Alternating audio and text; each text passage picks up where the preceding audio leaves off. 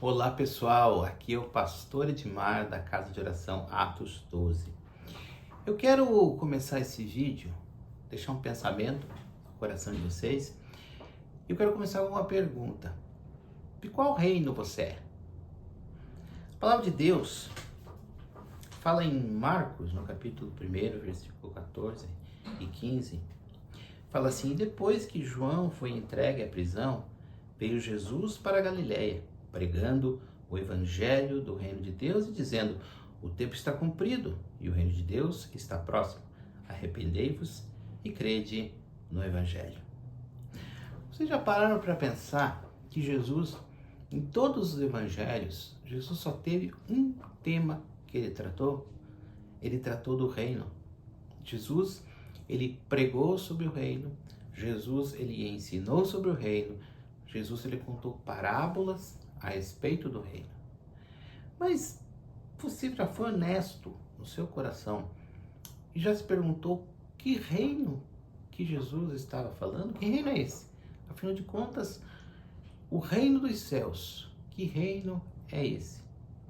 E tem uma analogia muito interessante para quem assistiu ao filme ou leu os livros, as obras de C.S. Lewis, o livro As Crônicas de Nárnia, o episódio ali, o leão, a feiticeira e o guarda-roupa. Então, se você assistiu o filme, você vai lembrar que as crianças passam por aquele guarda-roupa e eles acessam um mundo paralelo ali, cheio de animais fantásticos, cheio de seres mitológicos. E quando eles veem aquelas crianças, eles identificam, é um filho de Adão, é uma filha de Eva. Porque eles identificam que são seres que não pertencem àquele mundo, pertencem a outro mundo, ao nosso mundo aqui. E é interessante nós entendermos essa analogia, porque, de uma certa forma, eu e você, amados, nós somos filhos de Adão e filhas de Eva.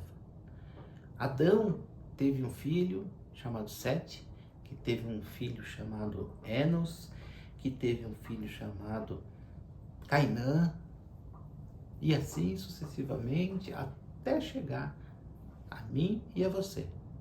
Então nós somos descendentes de Adão.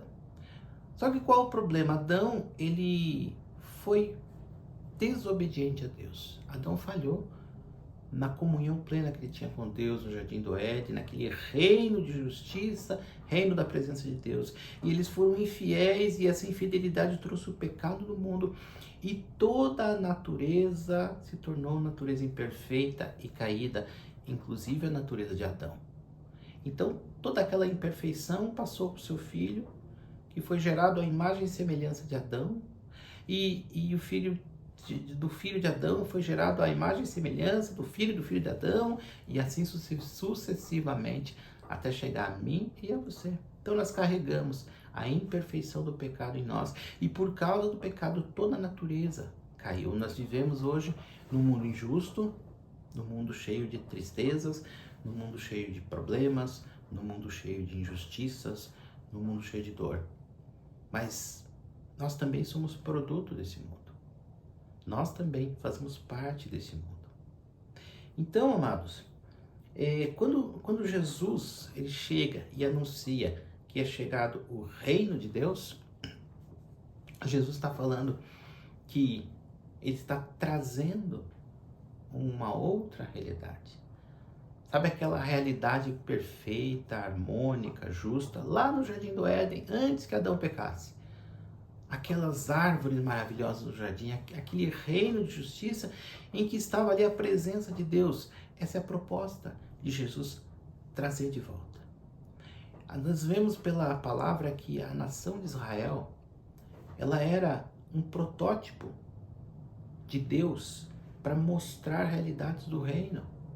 A nação de Israel tinha a função de ser uma nação profética para que mostrasse para as outras nações como seria um reino de justiça, um reino de fidelidade a Deus. Mas também nós sabemos que no decorrer da história, a nação de Israel, ela falhou nessa incumbência que ela tinha.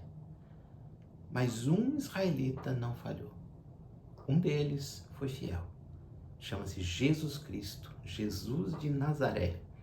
Ele foi fiel e ele pôde então trazer as realidades do reino de Deus. Mas agora parando para pensar, se Jesus ele traz a realidade do reino para nós, se Jesus ele traz o anúncio do reino de Deus, como que eu, um filho de Adão ou uma filha de Eva, eu posso, sendo uma natureza imperfeita, pertencer ao reino de Deus? Como que isso procede? Se eu pertenço a esse mundo, eu sou um produto desse mundo injusto, como que eu vou poder habitar no reino de Deus, desfrutar do reino de Deus? Jesus respondeu essa pergunta quando ele conversou com um judeu, um fariseu chamado Nicodemos. Então a Bíblia fala em João, no capítulo 3, versículo 1 ao 3, assim: havia um fariseu chamado Nicodemos, uma autoridade entre os judeus. Ele veio a Jesus à noite e disse: Mestre, sabemos que ensinas da parte de Deus, que ninguém pode realizar os sinais miraculosos que estás fazendo se Deus não estiver com ele. A resposta de Jesus, em resposta, Jesus declarou: digo-lhe a verdade, ninguém pode ver o reino de Deus se não nascer de novo. Olha, amados, como que eu posso nascer de novo? Se cada filho que eu gero vai trazer o DNA espiritual do pecado.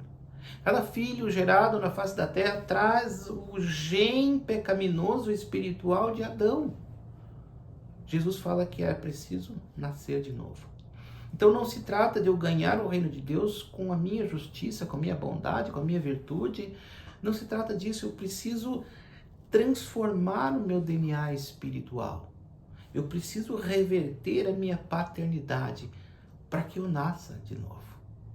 Você sabia, amados, que Jesus, ele teve muitos descendentes?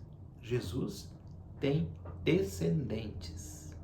Mas calma lá, não estou falando que Jesus, ele teve filhos, que ele casou com Maria Madalena, que Jesus teve filhos com Maria Madalena.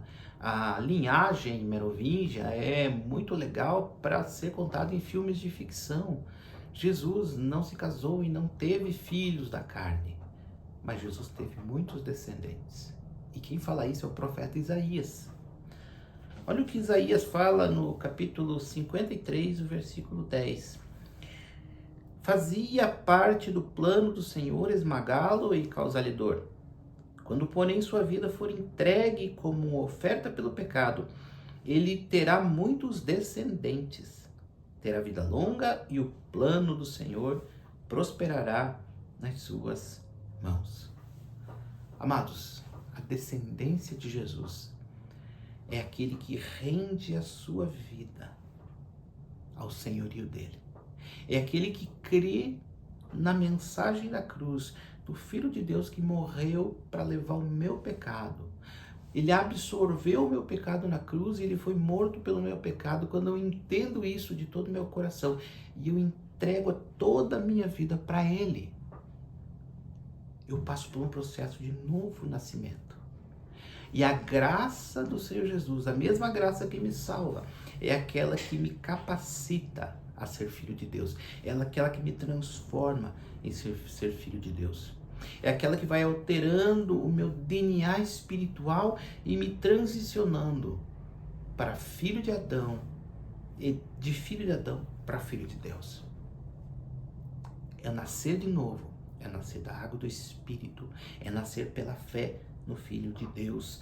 Em João, no capítulo 1, versículo 12 e 13, fala assim: contudo, aos que o receberam, aos que creram em seu nome, deu-lhes o direito de se tornarem filhos de Deus, os quais não nasceram por descendência natural, nem pela vontade da carne, nem pela vontade de algum homem, mas nasceram de Deus.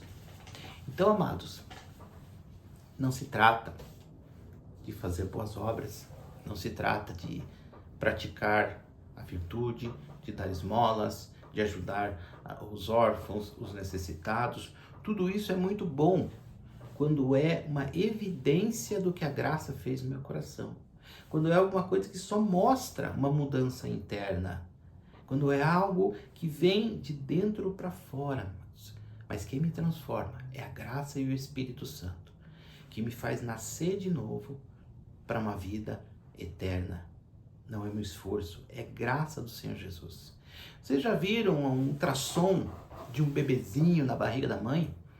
Vocês já viram ali o bebê ali se esforçando para fazer com que o seu coração entre ali nas batidas certinhas, para desenvolver ali o seu fígado, para crescer as suas mãozinhas, os seus pezinhos? Você já viu aquele bebezinho se esforçando para isso, trabalhando para isso na barriga da mãe? Não. Ele fica ali tranquilo, descansando.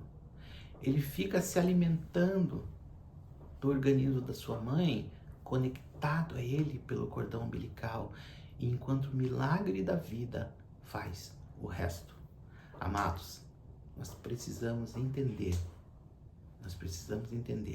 que eu preciso da graça do Senhor, que eu preciso render a minha vida, amados, render a minha vida ao reino de Deus, render a minha vida a Jesus, entregar para Ele tudo que eu sou, tudo que eu penso, tudo que eu sei, e pedir para que Ele transforme a minha vida, transforme o meu pensamento, o meu coração, transforme o meu DNA espiritual e me torne um filho de Deus, me torne um filho do reino.